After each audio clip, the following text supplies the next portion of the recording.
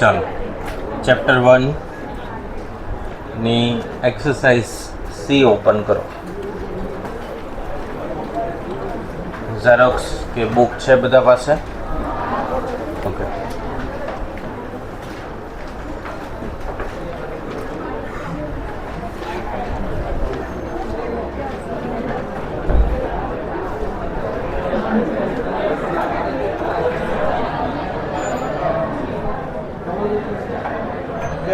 હા.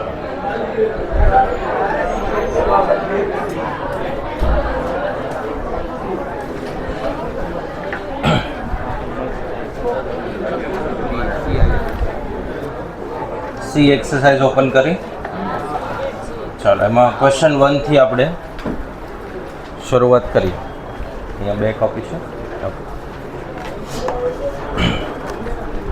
Question 1, 4 into x raised to -1/4 is expressed as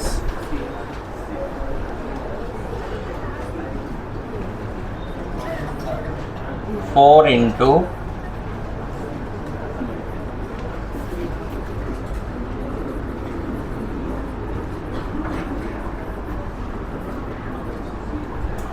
કોઈ પણ સંખ્યાની ઘાતાંક માઇનસ હોય તો એને પ્લસમાં કન્વર્ટ કરવી હોય તો એકના છેદમાં લખવી પડે.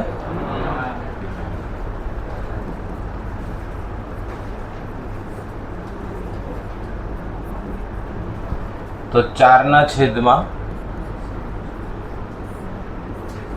x raised to 1/4 આવું થશે. એટલે આન્સર આવશે question 2, the value of 8 raised to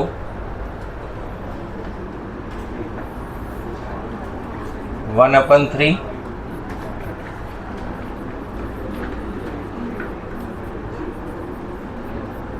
આવું છે. તો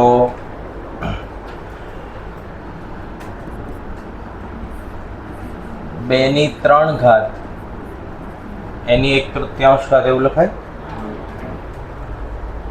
2ની કેટલી ઘાતાંક? 3. 2 into 2 into 2 8 થઈ જશે. અને એની ઘાતાંક કેટલી? 1/3.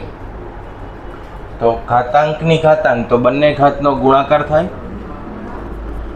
તો તમે આમ ડાયરેક્ટ પણ કેન્સલ કરી શકો. આપણે હમણાં ફર્સ્ટ ટાઈમ ગણીએ છીએ તો આવી રીતે લખીએ.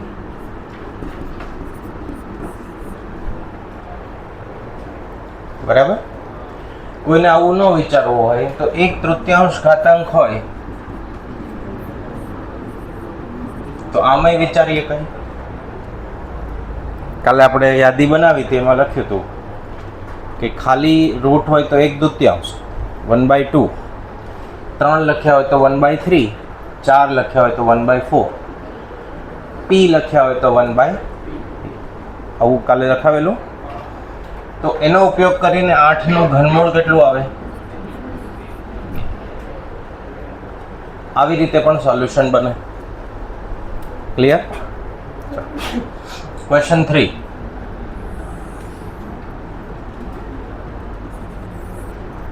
આ સૌથી ઇઝી વાળા પ્રશ્નો છે. ધીમે ધીમે આગળ જશું એટલે ખ્યાલ આવશે. The value of 2 into 32 raised to 1/5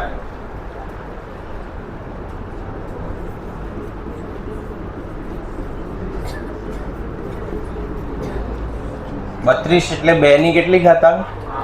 5 ઘાતાંક. 2 into 2 raised to 5 तो 2 into 2 4.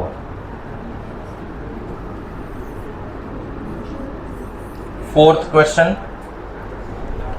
the value of 4 divided by 32 raised to 1 upon 5.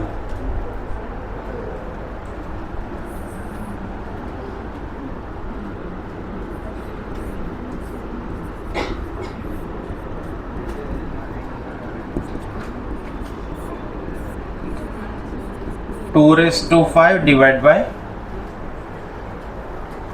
આવું છે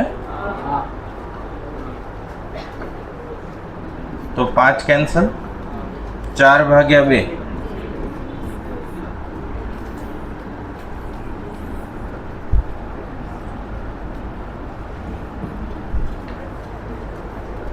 સમજાશે? 5 8 ભાગ્યા 27 આની ઘાતાંક કેટલી? 1/3. તો એક ઓપ્શન ડાયરેક્ટ આવું, ઘનમૂળમાં 8 ભાગ્યા 27, તો 8 નું ઘનમૂળ 2 અને 3 નું 27 નું 3, તો 2 ડિવાઇડ બાય, આમ ગણી શકાય. આવું ઘનમૂળ વાળું નથી લખવું, તો બીજો ઓપ્શન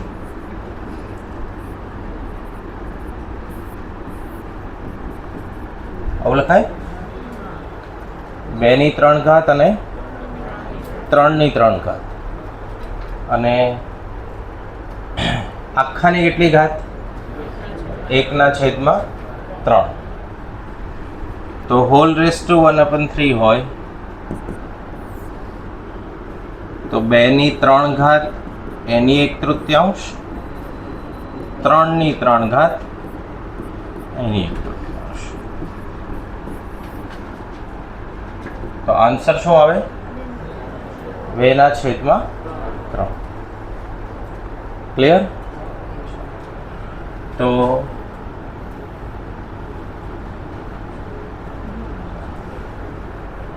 ક્વેશ્ચન 1 to 5 પહેલાં લખી લ્યો, પછી આપણે 6 થી આગળ કેલ્ક્યુલેટ કરીએ. તમે લોજિકલ રિઝનિંગની કોપી લાવ્યા છો? કોઈ નથી લાવ્યું? ઓકે, મતલબ એક બેન્ચ ઉપર મેનેજ થઈ જાય એવી પોઝિશન હોય તો શરૂ કરશો. ઓકે, જેને કોઈ પણ કારણસર આજે નથી અરેન્જ થઈ એ કાલે લઈને આવવી.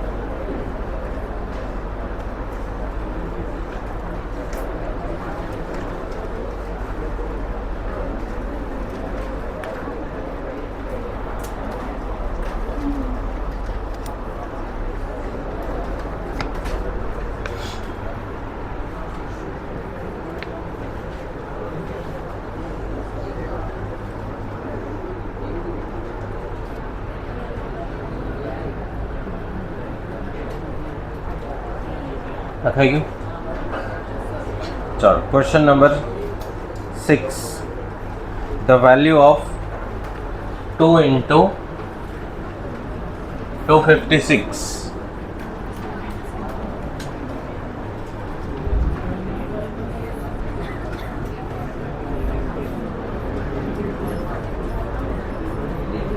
એની ઘાતાંક કેટલી?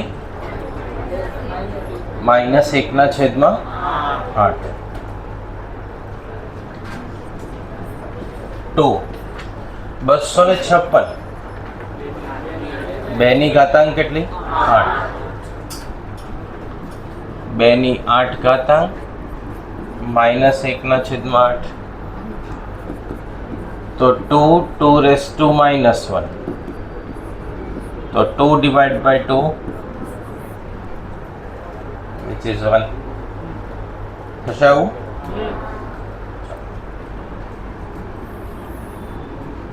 Question 7. 84 કે 81?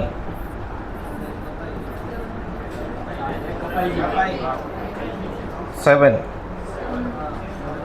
Okay.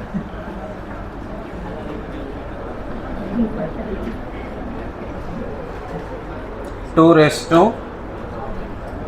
1/2 into 4 raised to 3/4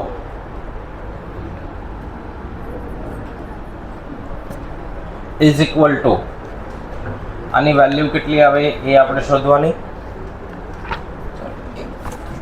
2 માંથી 4 આધાર પર જવું ઈઝી પડે કે 4 માંથી 2 પર? 2 માંથી 4 પર.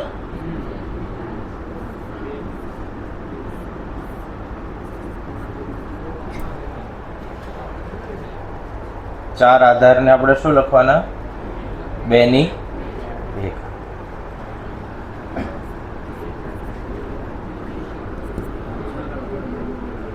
Two raised to 1/2, 2 raised to 3/2. આધાર સરખા ને ઘાતાંકનો સરવાળો. ગુણાકારની નિશાની હોય તો વચ્ચે.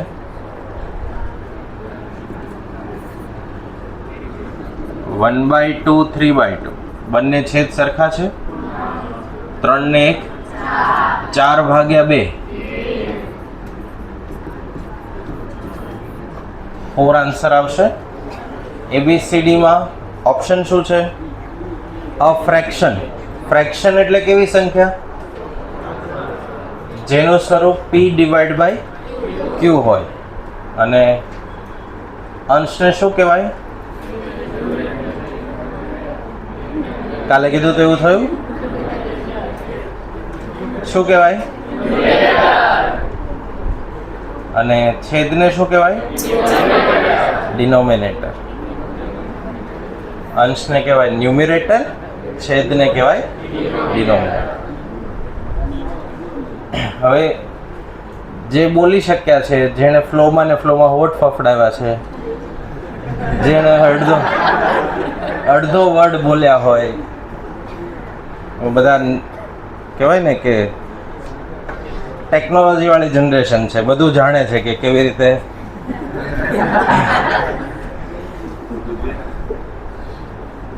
બરાબર.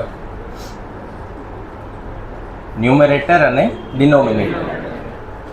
ફ્રેક્શન એટલે જે સંખ્યાનું સ્વરૂપ P ડિવાઇડ બાય Q ફોર્મેટમાં હોય. તો કાલે આપણે જે ભણ્યા હતા કે માહિતી લખાવી હતી, એ બધી ક્યાંક ને ક્યાંક કોઈ ને કોઈ ક્વેશ્ચનમાં કામ લાગશે.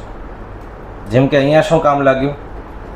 4 જે નંબર છે એ ઇન્ટીજર કહેવાય, પૂર્ણાંક સંખ્યા, જેના 2 પેટા પ્રકાર હતા, પોઝિટિવ અને નેગેટિવ. એમાંનો આ કયો ભાગ છે? Positive integer. બરાબર. આની આ રકમને આપણે થોડોક ફેરફાર કરી દઈએ અને જવાબ અલગ પ્રકારનો આવે તો ABCD ઓપ્શનમાંથી કોઈ બીજો જવાબ પણ આવી શકે. પણ અત્યારે કયો આવશે? Positive integer. બરાબર. ક્વેશ્ચન 8.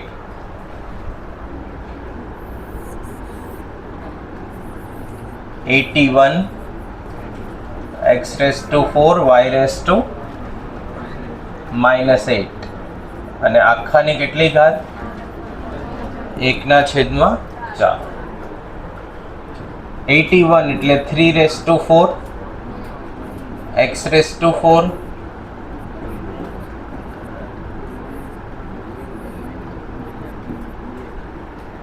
આ સ્ટેપ સમજાયું. y ની ઘાતાંક કેટલી હતી? -8. એને અંશમાં લઈ ગયા તો 3/4 x/4 y/8 1/4. તો 3/4 એની 1/4 એટલે કેટલા વધે? 3. x/4 એની 1/4, y/8 એની 1/4. એક સ્ટેપ આપણે કેન્સલ કરી દીધું, બરાબર.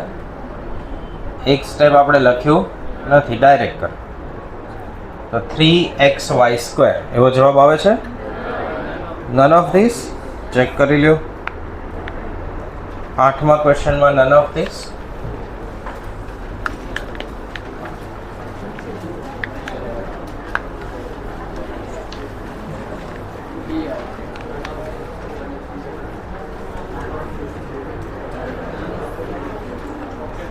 એક્સરસાઇઝ સી નો 8મો પ્રશ્ન.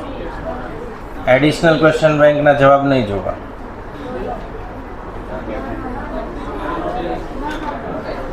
ડી. ઓકે. સી ના 8માં ડી આન્સર આવશે. None of this. 6, 7, 8 લખી લ્યો, પછી આપણે 9 થી લઈને ગણતરી શરૂ કરી.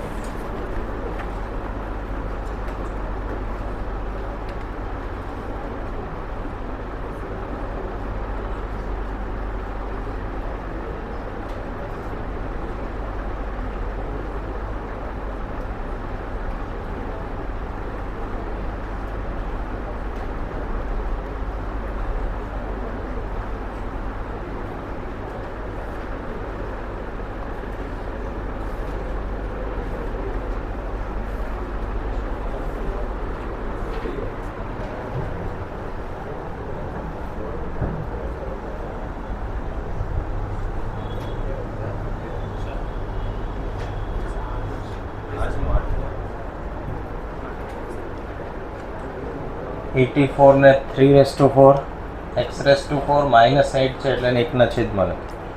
છેદનો છેદ ક્યાં ગયો? અંશ. આ ત્રણેયને આ ઘાત લાગુ પડે તો 3/4 એના ⁻1/4, તો 4 અને 1/4 કેન્સલ. x/4 એના ⁻1/4, તો એ પણ 4 કેન્સલ. 8/4.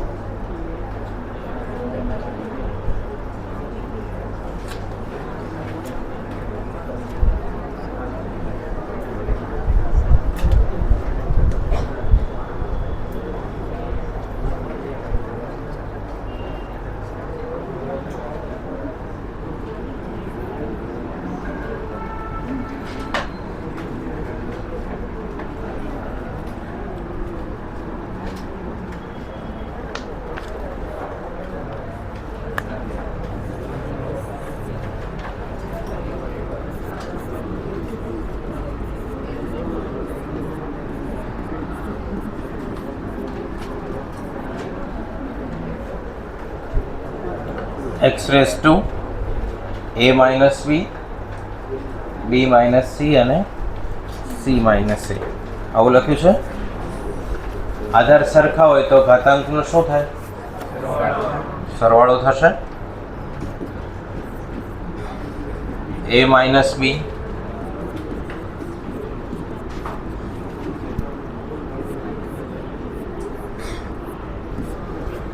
બધું કેન્સલ થઈ જશે. x રેઝ ટુ 0, કોઈ પણ આધારની 0 ઘાત હોય તો શું આન્સર આવે? 1. ક્વેશ્ચન 10 શું આપ્યું છે? 2 p raise to 2 q raise to divide by કોઈ પણ આધારની 0 ઘાતાંક, એનો આન્સર કેટલો આવે? 1. અને કોઈ સિમ્પ્લિફાય કરવાની જરૂરત જ નથી. આધાર ગમે તે હોય, ઘાતાંક જો 0 હોય, પાવર 0 હોય તો આન્સર શું આવશે? 1. આ ભાગ ક્લિયર? ક્વેશ્ચન 11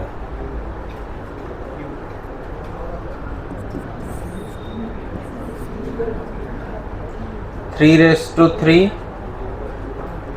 એના રેઝ ટુ 2 4 રેઝ ટુ 3 એના rays to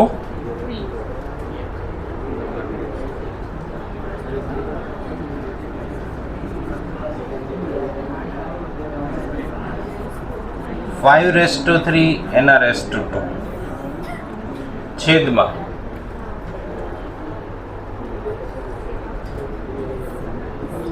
3 raise to 2 4 raise to 3 5 raise to 3 આવી માહિતી આપી છે. ઘાતાંકની ઘાતાંક તો બંને ઘાતનો ગુણાકાર થાય તો 3 ની 6 ઘાત, 4 ની 6 ઘાત, 5 ની 6 ઘાત.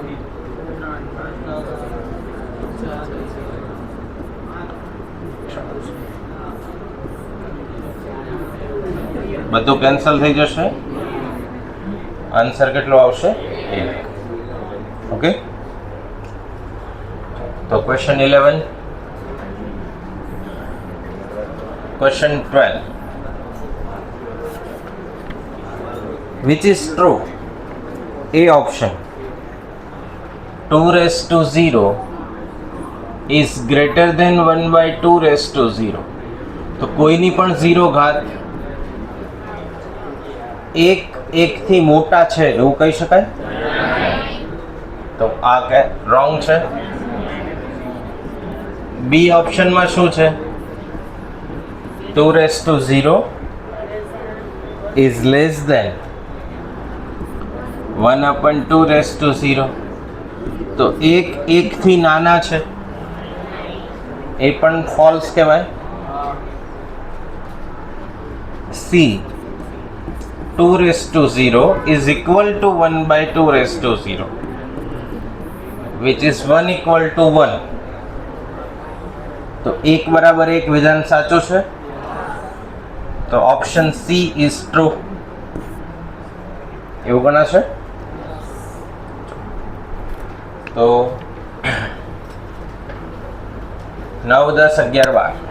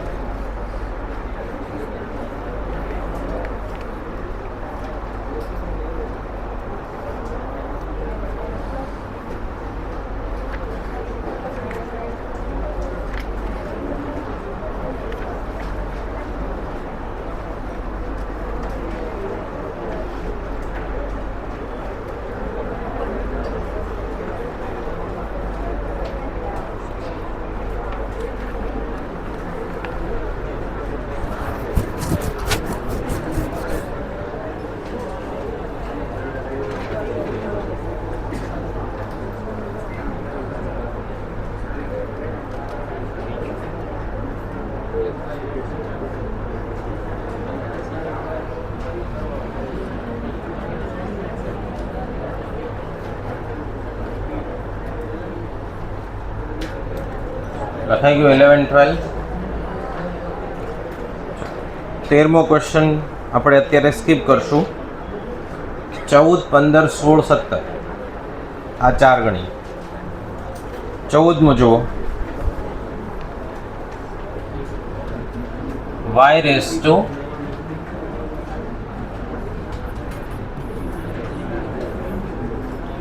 a minus b b minus c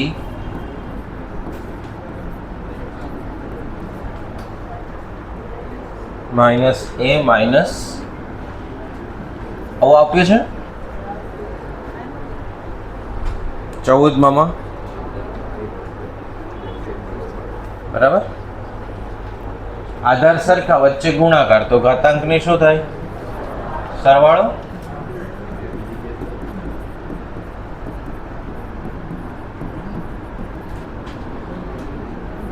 B cancel, C cancel અને એ કેન્સલ. શું વધ્યું?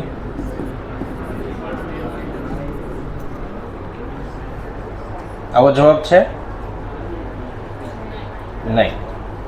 આ આન્સર તો સાચો છે, પણ આપણને હજી આનાથી સિમ્પ્લિફાઈડ એટલે કે હજી એક સ્ટેપ આગળ સાદરૂપ આપેલું છે. તમને આવું કાલે સમજાવેલું કે x રેઝ ટુ -1 હોય, x રેઝ ટુ -a હોય તો આવું થાય. તો એનો આપણે અહીંયા ઉપયોગ કરશું.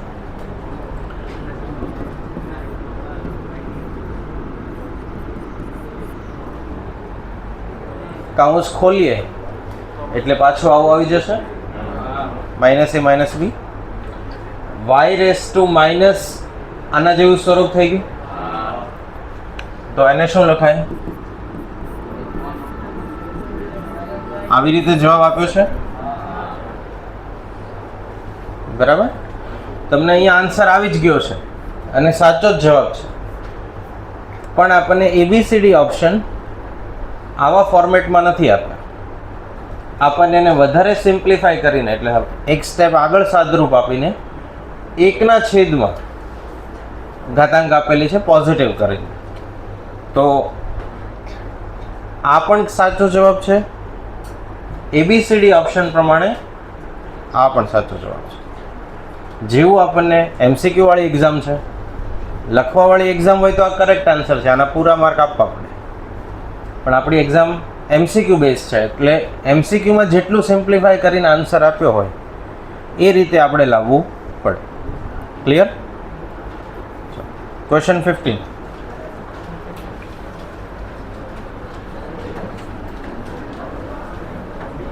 શું કીધું? Which is true? નીચેનામાંથી કયો ઓપ્શન સાચો?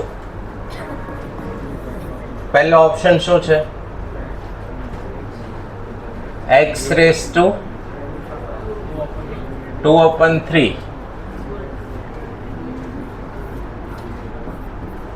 વર્ગ અને ઘનમૂળ, તો વર્ગ 1/3, x raise to 2/3 is equal to x raise to 2/3 કહી શકાય. તો સાચો જવાબ કયો કહેવાશે? Option A. બી માં શું સિચ્યુએશન છે? x raise to 2/3.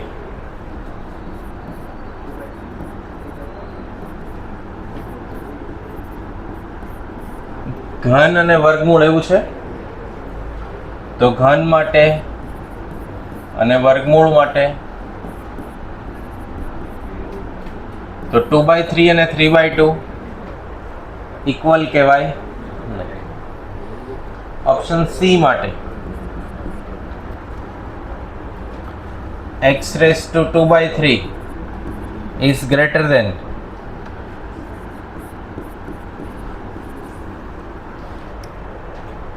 વર્ગ અને ઘનમૂળ એટલે 2/3 થયા, તો x raise to 2/3 equal to થાય એનાથી મોટા થાય નહીં.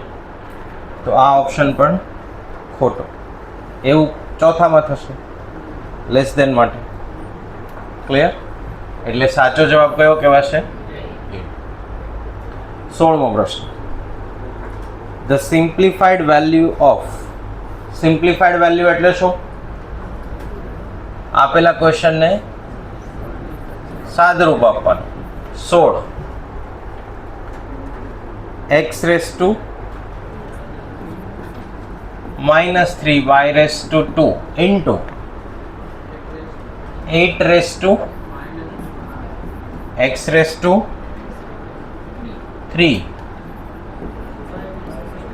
y⁻² છે આવું? તો 16 x નો ઘન y નો વર્ગ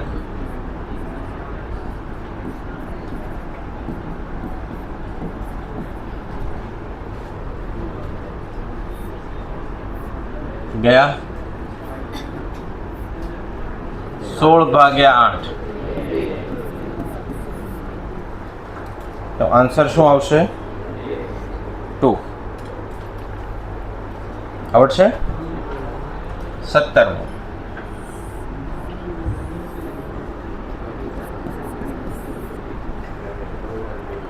શું આપ્યું છે માહિતી?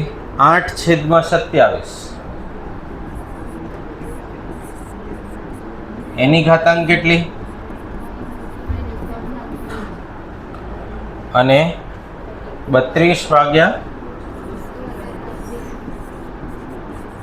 એની ઘાતાંક કેટલી? -1/5. આમ છે. તો કાલે આવું સમજાવેલું એક સૂત્ર, x/y ની -1 અને પોઝિટિવ કરવી હોય તો પહેલા આપણે આ -1/3 ને -1/5 છે એને શું કરી દઈએ? પોઝિટિવ કરી દઈએ. તો 27/8 1/3 243/32 1/5. 27 એટલે 3/3 ઘાત 2/3 ઘાત. આ બંનેને લાગુ પડે, અંશને અને છેદને. 1/3 1/3. 243 3/5 ઘાત 32 2/5 ઘાત. 243 એટલે 3 9 27 81 250. 3 ની કેટલી ઘાતાંક? 5.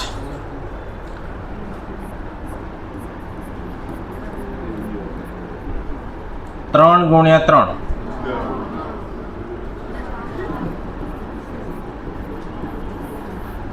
તો આન્સર શું આવશે? 9/4. બરાબર? તો 14 15 16 17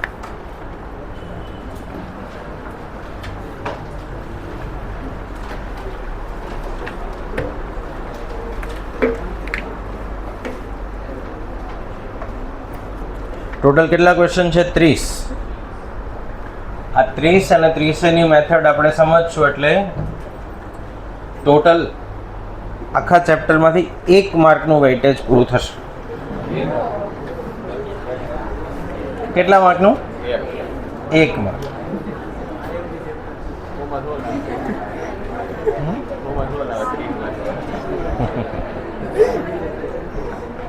પ્રોબેબિલિટી ફોર આસ્કિંગ ક્વેશ્ચન 1/30.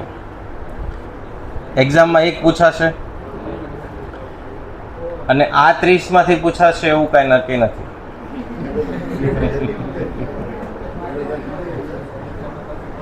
જાન્યુઆરી સુધી મહેનતની જરૂર એના માટે છે. બરાબર? હું પહેલેથી ચોખવટ કરી દઉં, આપણે કઈ હથેળીમાં ચાંદ દેખાડવાની વાત નથી. આઈ કેન ડુ ઇટ થી કાંઈ ડુ ઇટ ના થાય, બધું કરવું પડે. એ ખાલી 5 મિનિટ એવું લાગે કે આપણે બિલ ગેટ્સ બની ગયા, પાછા દાદરા ઉતરે તે હતા એ નહીં જોઈએ.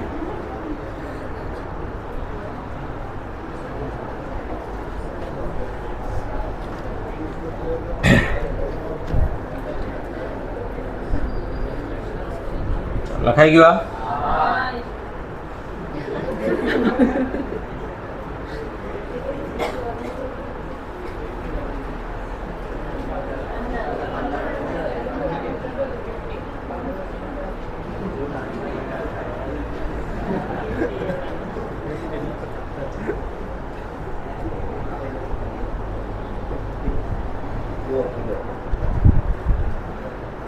ભાવેશ સર ક્લાસ લે છે? કયો ચેપ્ટર?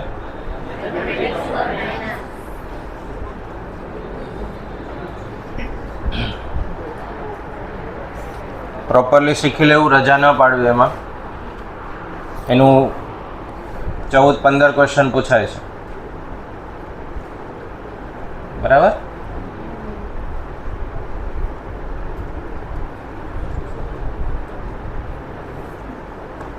બહુ અનિવાર્ય સંજોગોમાં રજા પાડવી,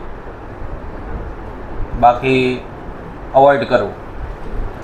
વિડીયો એમાં તમને હેલ્પ કરે નો ડાઉટ, પણ ક્લાસમાં જે માહોલ હોય એ જ્યારે આપણે વિડીયો જોતા હોય ત્યારે આજુબાજુ શું પરિસ્થિતિ હોય આપણને ખબર હોય, બરાબર? તમે વિડીયોથી ભણી શકશો બહુ સારી રીતે, પણ એને હજી 2-3 વર્ષની વાર છે. હજી આપણું ડેવલપમેન્ટ એ લેવલ સુધી ન પહોંચ્યું હોય કે આપણે આપણી જાતને ઇઝીલી સમજાવી શકીએ. That's why teacher needs. અને એટલે જ બાયજુ જેવી કંપની ફેલ થઈ ગઈ અને બેંકરપ્ટ થઈ ગઈ. એ કોન્સેપ્ટ એટલો પાવરફુલ ને સારો હોય તો દુનિયાના સૌથી શ્રેષ્ઠમાં શ્રેષ્ઠ માણસોએ એમાં ઇન્વેસ્ટ કરેલા હતા પૈસા, ઇન્ક્લુડિંગ માર્ક ઝુકરબર્ગ, ફેસબુકના ઓનરના વાઇફને એમણે ડોનેશન પણ આપેલું. પણ જે ટીચર સ્ટુડન્ટ ઇન્ટરેક્શન હોય એ સ્ક્રીન પર થાય. તમે એક લેવલ સુધી પ્રોપરલી ડેવલપ થઈ જાઓ પછી ઠીક છે, બરાબર? બાકી ચાન્સ ઓછા.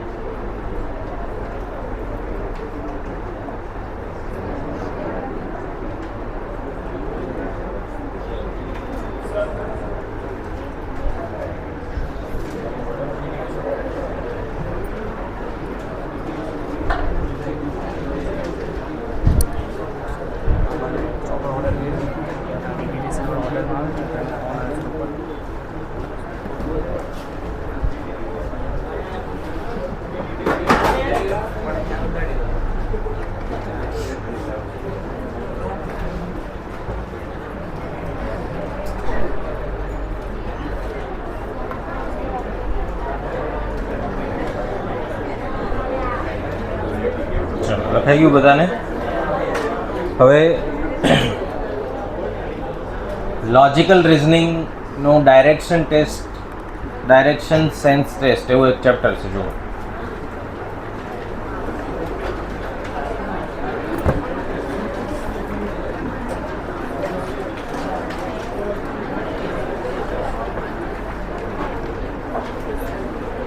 મળ્યું 10મું ચેપ્ટર. હવે શું કરવાનું, તમે જે બુકમાં અહીંયા આગળથી શરૂઆત કરી હોય લખવાની, સાવ છેલ્લે આવી જાઓ. અહીંયા જો તમે ડ્રોઈંગ નહીં કર્યા હોય કોઈ, તો જગ્યા હશે છે. હા, ઘણા કોઈ પંકજ સરને ડ્રો કર્યા હોય, કોઈ ભાવેશ સરને ડ્રો,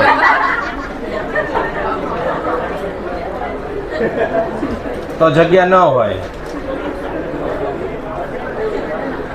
હવે રિવર્સ લખવાનું છે, બરાબર?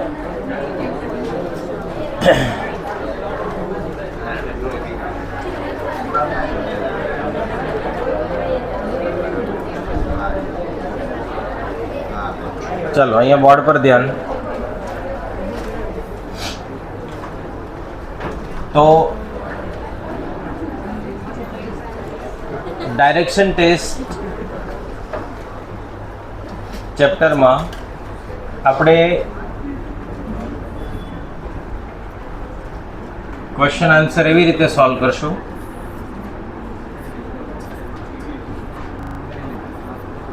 મુખ્ય દિશા કેટલી છે? North, south, east, west. એના જે બંનેના વચ્ચેનો ક્રોસ ભાગ છે, એમાં ગુજરાતીમાં નામ અગ્નિ, નૈઋત્ય, વાયવ્ય, ઈશાન એવા બધા છે. ઇંગ્લિશમાં ઇઝી છે. નોર્થ અને ઈસ્ટની વચ્ચે હોય એ નોર્થ ઈસ્ટ,